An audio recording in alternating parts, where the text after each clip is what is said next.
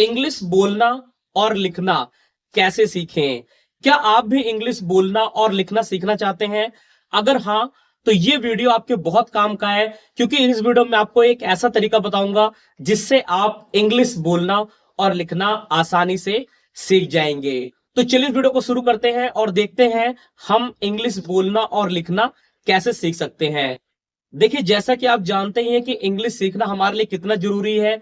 चाहे हमें एक अच्छी जॉब पाना हो, चाहे हमें पर्सनालिटी इंप्रूव करनी हो, चाहे अच्छी कम्युनिकेशन स्किल्स के लिए हमें इंग्लिश आना चाहिए।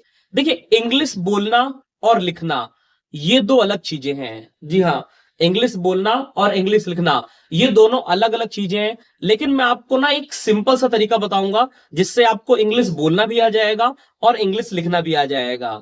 क्या आप भी वो तरीका सीखना चाहते हैं? चलिए देखते हैं वो तरीका है क्या। देखिए, सबसे पहले मैं आपको एक सेंटेंस बताता हूं। देखिए, जैसे मान लीजिए मैं बोलता हूं मैं जा रहा हूं, तो इसको इंग्लिश हम कैसे बोलेंगे? I am going.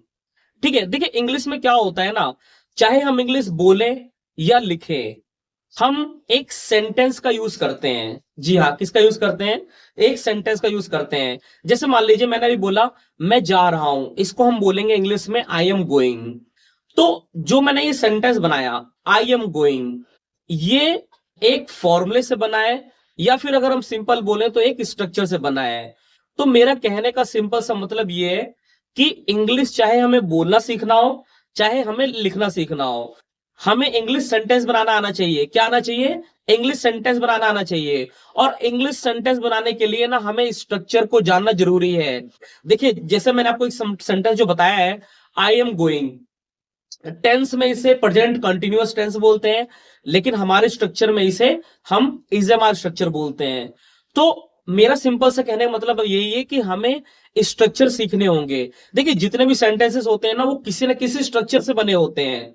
तो हमें अगर स्ट्रक्चर आ गया, फॉर्मूला आ गया, तो हम आसानी से सेंटेंस बना सकते हैं।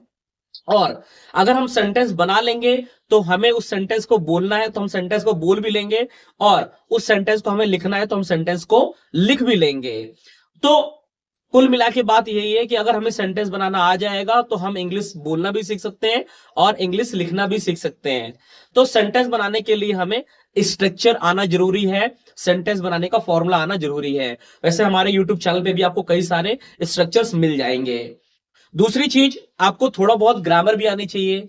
जी हाँ, थोड़ा बहुत तो ग्रामर आपको आनी चाहिए। ठीक है, ग्रामर आएगी तभी आप इंग्लिश बोलना सीख पाएंगे। थोड़ा बहुत तो ग्रामर की आपको जरूरत पड़ेगी ही पड़ेगी। इसके अलावा आपको थोड़ा बहुत वर्ड मीनिंग सीखने की जरूरत पड़ेगी।